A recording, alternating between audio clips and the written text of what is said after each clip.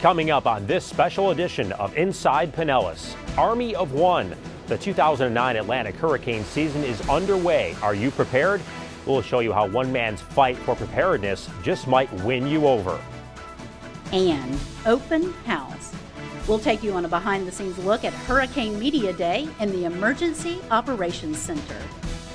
Plus, no kidding, we'll show you a new program about hurricanes just for the little ones.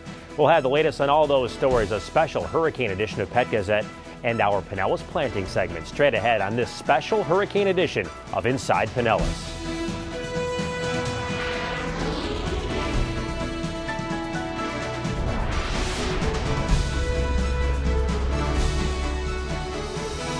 From the studios of Pinellas County Connection Television, this is a special edition of Inside Pinellas.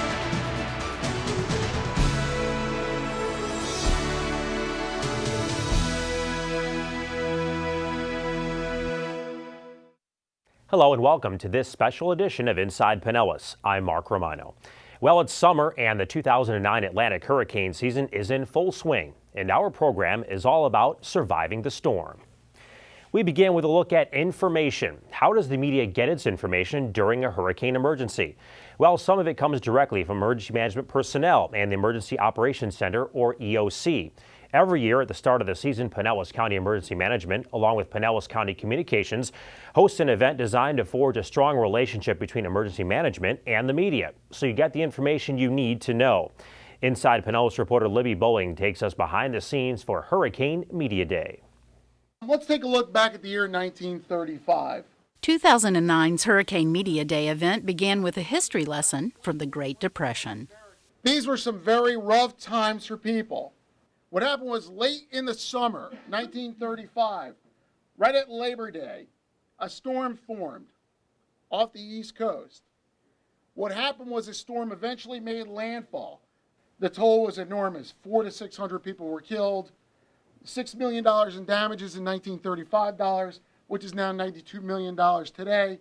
And bridges were washed away and structures were demolished. Why bring this storm up now? The lesson we learned is that regardless of the economic situation, preparedness still matters when it comes to hurricanes. Partnering with the media to communicate these critical messages is the purpose of Media Day. Journalists from every medium attend each year to reacquaint themselves with staff, facilities, and procedures if a hurricane or other disaster strikes. It's also an opportunity for county staff to communicate new initiatives and protocols to assist the public. One of those new protocols is providing a start and end time for evacuations. Well, it's not new, it's just new to us, and the real reason for it is to make sure that everyone that's involved in evacuations is very clear about what their window of time is in order to accomplish being prepared and being in a safe location. Our hospitality industry also relies on this information to get their guests to safety. There was some confusion that they thought that the start time meant that everyone needed to be out of the hotels and off the islands by the time the evacuation started. So I think with us saying, it's going to start at such a time and you need to be completely out of there by such a time, there won't be any of that confusion anymore. So I think it's a huge a benefit for the hospitality industry, and I really commend the EOC and Sally and her team, because they listened and they responded and they've come up with a great solution. Another initiative unveiled was the hotel-motel availability system that will help people find local lodging during an evacuation. We'll send a notice out to the hotels to start posting availability, and then we'll issue a special website URL that they can visit to find availability, and also an 800 number that's manned by a call station, so they can call in and the operators will have current live information about where there's availability. County Administrator Bob LaSala was also on hand, affirming the county's commitment to preparation and recovery. There will be no compromising of our response in an emergency. The core, primary, essential services of emergency management will be continued and improved upon and will remain our first priority in dealing with a natural disaster in this community. The media was also introduced to Medina Bahori, an Osceola high schooler who stars in a new program designed to teach kids about hurricanes. I think we've had enough fun with the radar for one day. Oh, come on. What do we need our citizens to do? We need them to take the threat seriously. Emergency Management Director Sally Bishop sums up what this event is all about. As it is with any organization or entity that we work with, is first of all, when you have face-to-face contact with the folks that you need to work with during an emergency, it brings a level of comfort and familiarity, and they know us and we know them, and it makes operations that much smoother. And frankly, we want them to know how critical they are and what a critical role they play in what it is that we do. We can do all the great planning in the world, but if we can't get the message out to our population at the time that we need to get it out there, then all the planning was for naught. From the Emergency Operations Center, I'm Libby Bowling for Inside Pinellas. Thanks, Libby. If you need to make your own hurricane plan, Pinellas County Emergency Management's website is the place to go to get all the information about preparing your home or business, including this year's hurricane guide, looking up your evacuation zone, family, home, and auto checklists, and more. Log on to pinellascounty.org/emergency for everything you need to know. Again, that website is pinellascounty.org/emergency.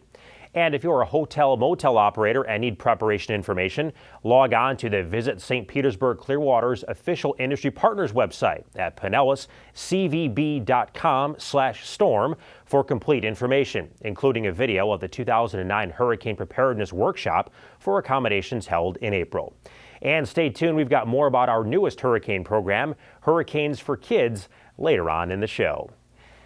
Most of us remember 2005's Hurricane Katrina. The Category 5 storm weakened to a Category 3 as it slammed into the Louisiana and Mississippi Gulf Coast in the early morning hours of August 29th, bringing a magnitude of death and destruction not seen since Hurricane Andrew in 1992 and Camille in '69. The images of people suffering as they dealt with the storm's catastrophic aftermath will not soon be forgotten. Another image emerged in the aftermath of Katrina, one of strength and stability. Volunteer reporter Jennifer Cook brings us the story of a real hurricane hero. He's been described as a straight-shooting, take-charge John Wayne dude who never got stuck on stupid. Hey, what was down? What was down, damn it? What was down? His knack for no-nonsense leadership led him to be appointed the commander of the Joint Task Force, responsible for coordinating military relief efforts for Hurricane Katrina. This is a complex problem. It's called a disaster. Look up the meaning of a disaster. I'm speaking of Lieutenant General Russell Honore, and many say he was the perfect guy for the job, an instant hero. The now retired general was the keynote speaker at the Heroes for the American Red Cross Luncheon. And after more than 37 years of service to our nation, General Honore has a new mission: creating a culture of disaster preparedness in America. Because the Red Cross has a doctrine that basically says, step one, have a plan. Number two, have 3 days supply of food and water, have an emergency kit. And step three, have a weather radio. Now, it's obvious the general knows a thing or two about disaster preparedness, but he also had a word of caution for Floridians. I want to caution you here in Florida. You have the finest trained emergency responders and collaboration with businesses and National Guard and a state headquarters led by your governor that is very active media to get the word out. But statistics show you have the lowest percentage of evacuation. But a disaster can happen anywhere, and according to General Honore, 40% of all Americans live within 20 miles of water. Katrina put a 30-foot wall of water in Biloxi, Mississippi. Pushed the 17-foot of water up the Mississippi River into Lake Pontchartrain, which is about 35 miles from the Gulf. Hello. You live in Tampa, you live in St. Pete. The same thing could happen here. Thank God we got the Red Cross. It's nothing you can do to prevent this. This is an act of the weather and Mother Nature. But what you can do is what? Get prepared. Now that's advice we need here in Pinellas County. I'm Jennifer Cook for Inside Pinellas.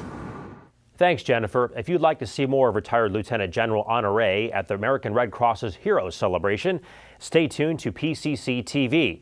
The General's keynote speech will air in its entirety beginning on Monday, July 6th, with multiple air times throughout the month. Log on to pinellascounty.org/TV and click on our weekly program guide for daily air times. You can also see all of our hurricane preparation videos to help you survive the storm. That's pinellascounty.org/TV. Coming up on Inside Pinellas, Dr. Welch Agnew will be here to talk about preparing your pets for hurricane season. But first, we have another look at a new program designed to help kids weather the storm. Stay tuned.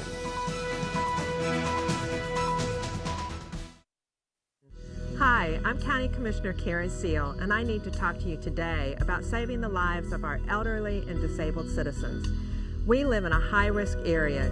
A deadly hurricane could come at any time. And for a number of reasons, our most vulnerable citizens do not have life-saving emergency plans.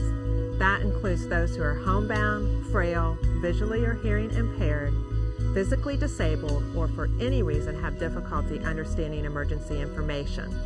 Pinellas County can help, but we can't unless we know who needs the help. This is where you can reach out with a caring hand. Look around you. Do you have a neighbor or a church member who doesn't have family nearby who might need special assistance? Help them make contact for special needs transportation. Make sure their local fire department knows where they live. Don't assume everyone has a plan because chances are they don't. Go ahead and ask. You might be saving someone's life. July 4th should be a happy time with friends and family, so let's take extra precautions to keep everyone safe.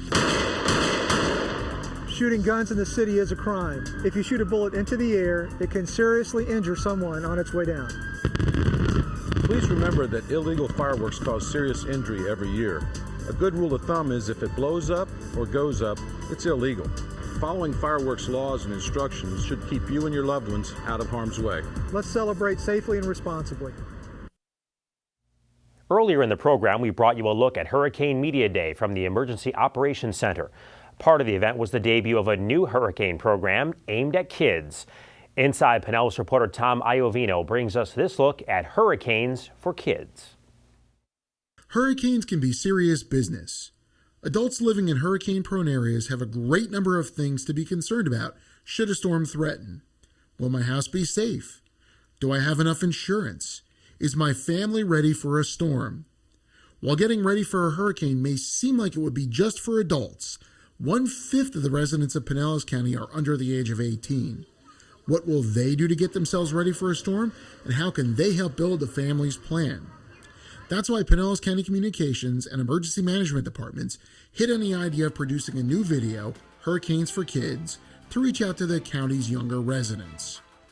The information collected for the video was pulled from a number of resources, including the National Weather Service and a website called Weather Whiz Kids. While their research was impressive, the most effective part of the video was in casting. That's when Osceola High School student Medina Bahori was tapped to play the role of Stormy, the youth actor who helped communicate the message to the intended audience. What was it like for Medina to have such a featured role? I was nervous, but I was excited because it's something I've never done before, and I thought it's a great opportunity to teach kids about a whole bunch of things about hurricanes, but while making it fun at the same time. Fun is definitely the key word in Hurricanes for Kids. While the video offers a wealth of hurricane information, the tone is kept light and entertaining. Segments focusing on what hurricanes are, why storms are named, and how storms are tracked are run with practical advice on how kids can get ready for storm season.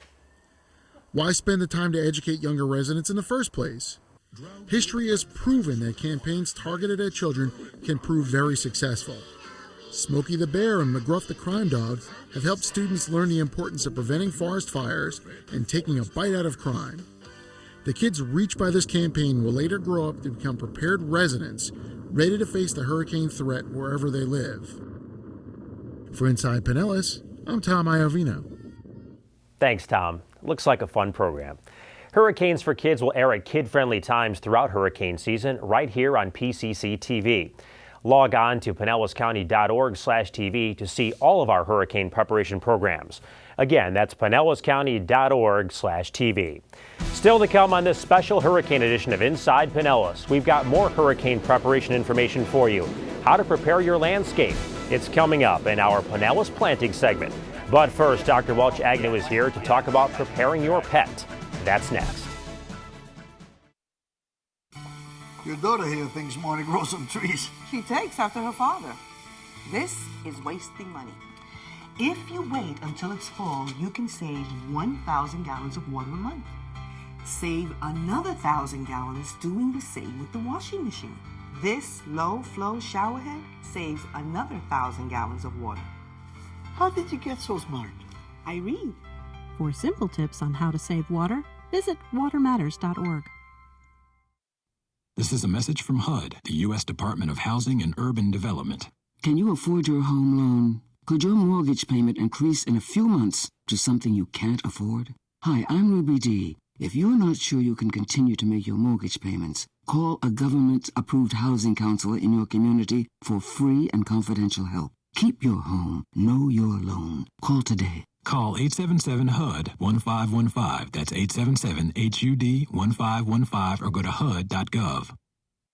If you're traveling on select Tampa Bay roadways, a new service will help you know in advance what to expect on some of the busiest roads around. Call 511 or log on to 511tampabay.com for route-specific road conditions, construction, travel times, and transit info 24 hours a day. So before you start your engine, get traffic and travel information when you need it, where you need it. Just pick up your phone or go online and travel smarter. 511 Traffic and Travel Info, a free service brought to you by the Florida Department of Transportation.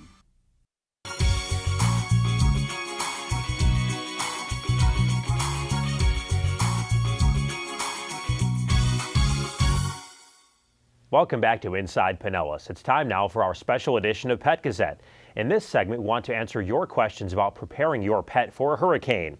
And here to answer those questions is Dr. Welch Agnew, Director of Pinellas County Animal Services. Hey, Doc. Hi, Mark. How you doing? Doing good. How are you? Well, I'm just holding my breath, waiting for this to go off in my lap. I think you're correct. Got a puppy with us today. This is Ricky. Ricky's a, hey, Ricky. I think you recognize his name. Yes, he's a little lab mix. I think he's mixed with Tasmanian devil or something. I'm not really sure, but he's being pretty calm right now, and maybe sitting in a lap on a sofa is where he needs to be. But he's about a 7-month-old, just a ball of energy, ready for adoption. Already been neutered. He's one that was turned in to us because unfortunately the owner couldn't care for him anymore.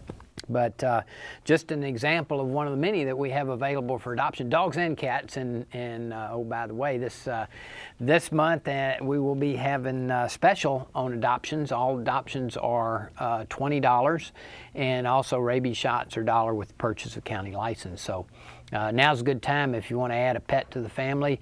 It's a good time. Plus, people are usually home and can take care of them and help them adapt to the new situation. So it's a good time to be looking. So Ricky's got a lot of energy, as we know. Ricky has a lot of energy. What's the best kind of situation for him, do you think? Yeah, well, it's high energy kids too that they can feed off one another and maybe hopefully wear each other out so they'll sleep. Big yard, a lot of place to run around. Yeah, probably. he needs a lot of exercise, and he probably needs a little bit of training too.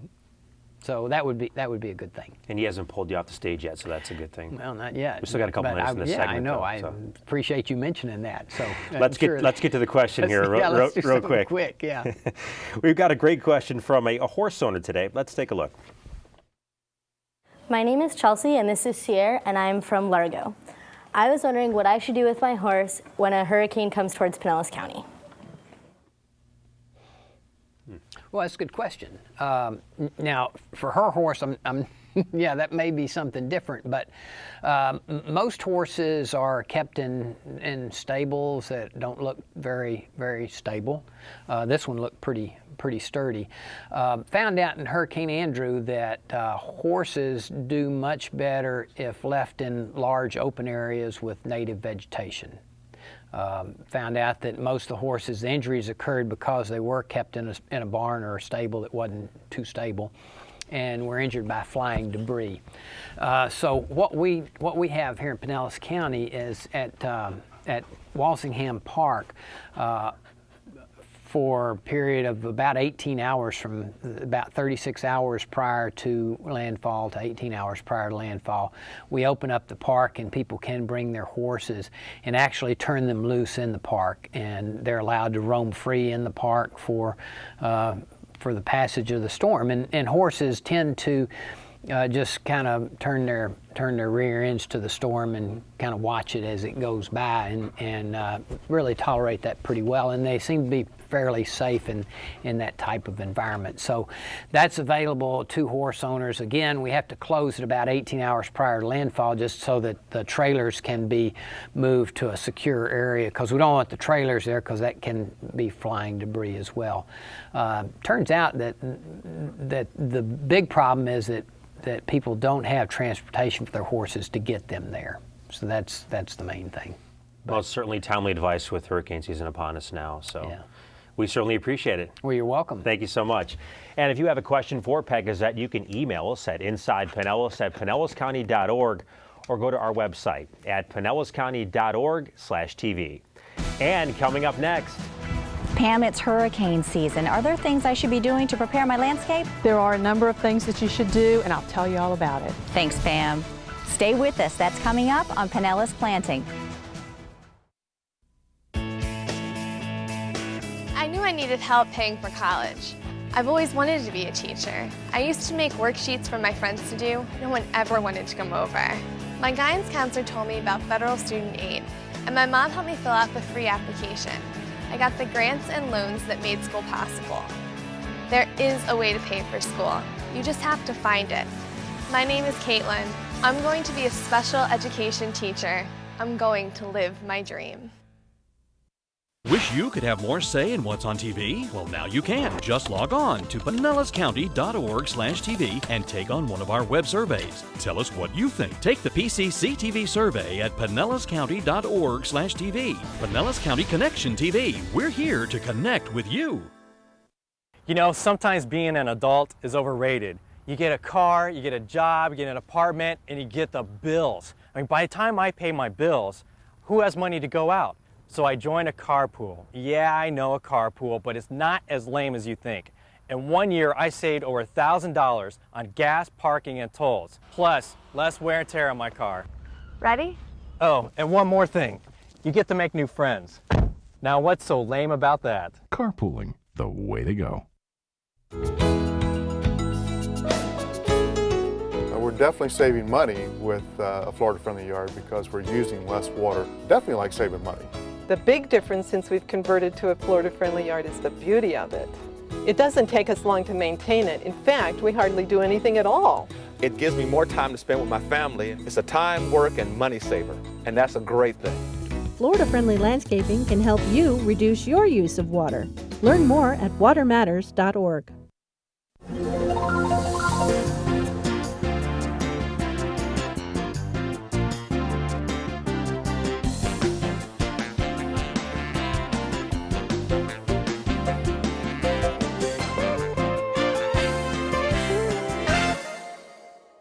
Hurricane preparations include not just our homes, but also our landscapes. In this edition of Pinellas Planting, volunteer reporter Doris Don and recently retired County Extension horticultural agent Pam Brown offer some suggestions for before and after a storm.